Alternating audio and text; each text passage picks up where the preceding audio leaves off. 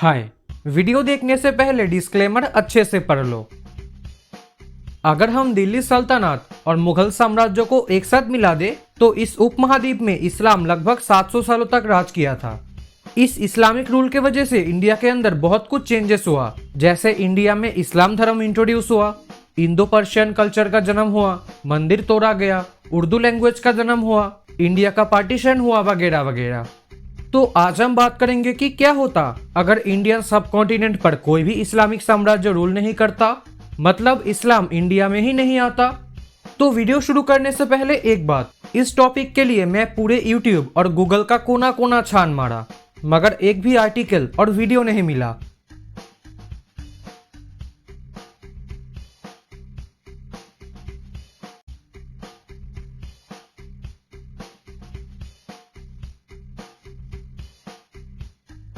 तो ये वीडियो कुछ छोटे छोटे आर्टिकल्स, मेरा कुछ हिस्ट्री का नॉलेज और थोड़ी सी इमेजिनेशन के ऊपर बेस्ड है, तो कुछ जगह पर मैं गलत भी हो सकता हूँ। अब वीडियो पे चलते हैं।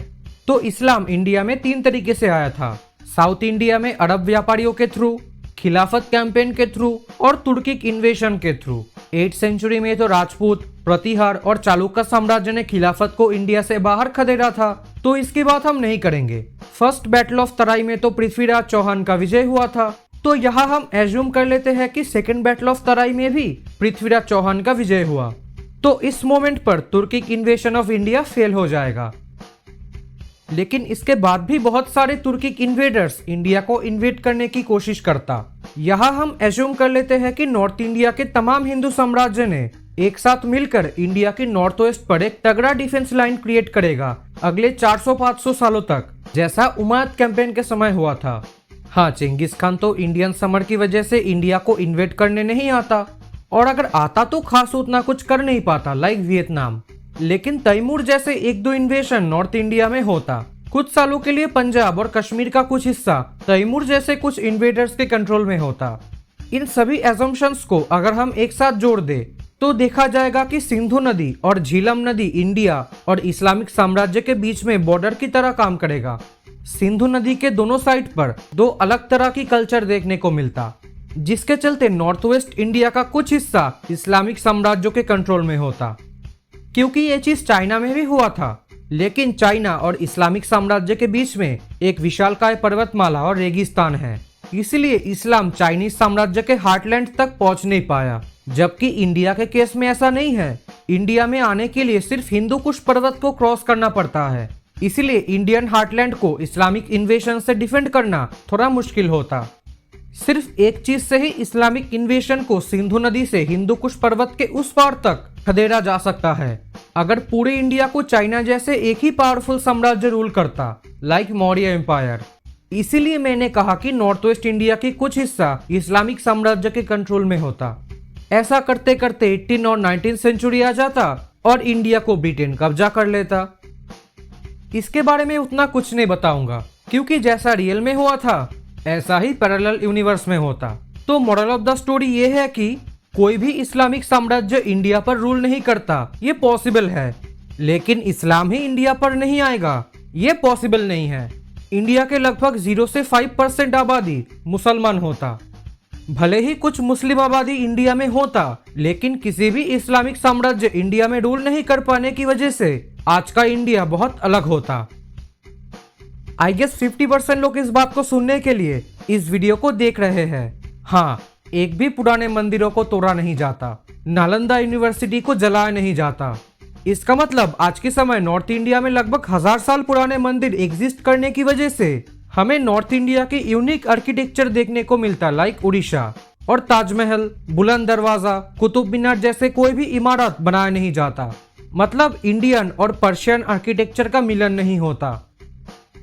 कुर्ता और सालवर कमीज जैसे ड्रेस इंडिया में देखने को नहीं मिलता। बिरयानी, पुलाव, कबाब जैसे सैकड़ों डिशेस इंडिया में देखने को नहीं मिलता। और इन माय ओपिनियन इंडिया के लोग आज के तुलना में थोड़ा कम मीट कंज्यूम करते।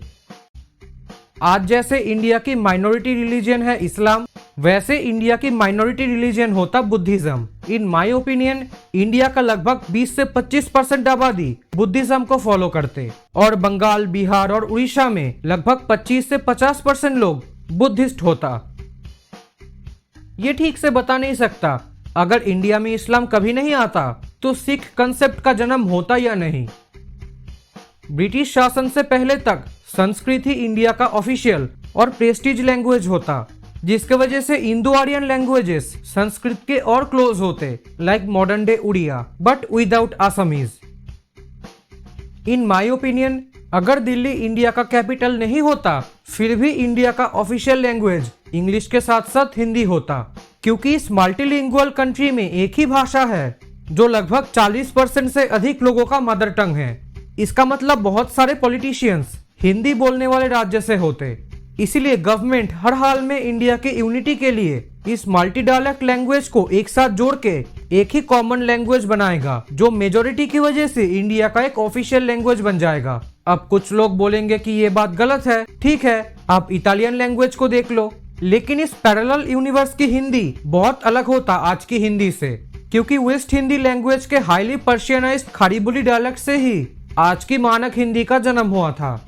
एक और बात, फारसी इंडिया का ऑफिशियल लैंग्वेज ना बनने से आज उर्दू नाम का भी कोई लैंग्वेज एग्जिस्ट नहीं करता।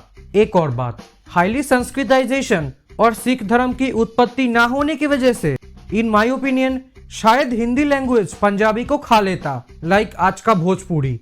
एक और बात, अगर कोई भी इस्लामिक साम्राज्य नहीं आता तो हमें सिर्फ बाहर के लोग ही हिंदी, हिंदू, हिंदुस्तानी ये सब बुलाते, कोई अंदर का लोग नहीं बुलाता। इसीलिए इस लैंग्वेज का नाम हिंदी ही नहीं होता बल्कि कुछ अलग होता।